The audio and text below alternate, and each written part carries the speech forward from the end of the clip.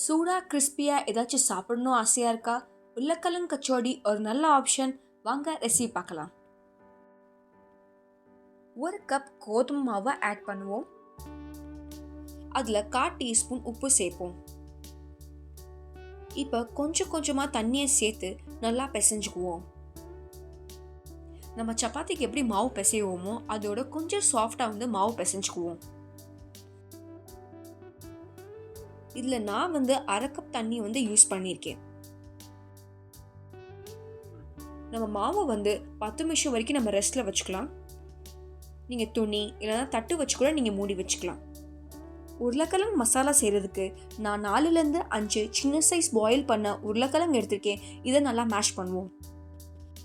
Mash பண்ணக்கப்புறம் இப்போ இதில் 1/2 teaspoon உப்பு,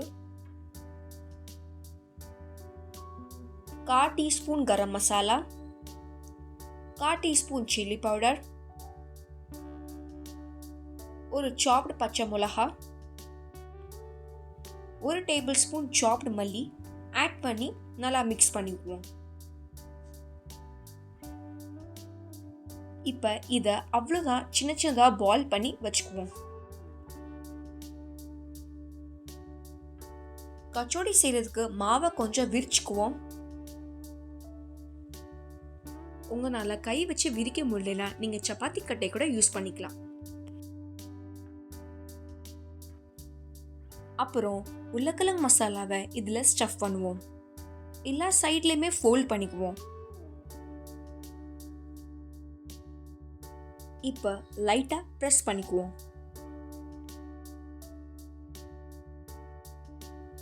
கடாயில் எண்ணெய் சூடானோடனே நம்ம செஞ்ச கச்சோடியை நல்லா ஃப்ரை பண்ணுவோம். இந்த கடாயில் 4லேருந்து 5 கச்சோடி ஆட் பண்ணலாம். குக் பண்ண போது மீடியம் ஃப்ளேமில் தான் குக் பண்ணணும்.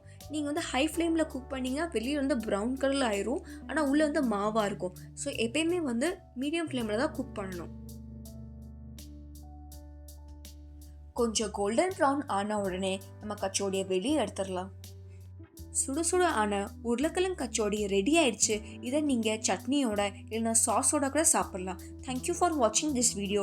இந்த வீடியோ பிடிச்சிருந்துச்சா லைக் பண்ணுங்கள். இதே மாதிரி நிறைய ரெசிபி பார்க்கணுன்னா என் சேனலை சப்ஸ்கிரைப் பண்ணுங்கள்.